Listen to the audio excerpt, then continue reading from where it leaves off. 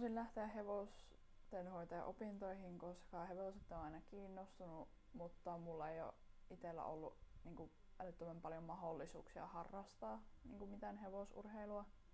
Ja sitten mä halusin siihen lukiotaustan, että pääsin vielä vaikka johonkin yliopistoon opiskelemaan. Ja että sais vähän vaihtelua tähän kouluarkeen. Lähdin hevostenhoitajan opintoihin, koska olen ollut heppojen parissa koko elämän ja sit lukio-opinnot vaan tuli siihen mukaan, että saa enemmän mahdollisuuksia tulevaisuudessa. Nämä opinnot kestää niinku,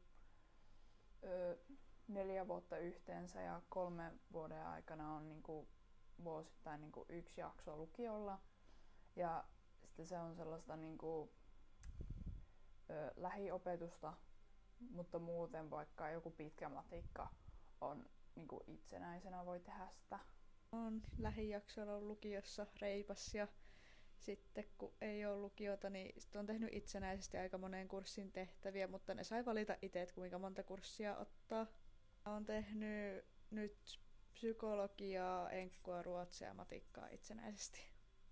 No siellä on paljon niinku, tiloja, missä voi opiskella ja vaikka jos on joku hyppytunti, niin siellä on paljon sellaisia vaikka joku hiljainen tila, minne voi mennä opiskelemaan.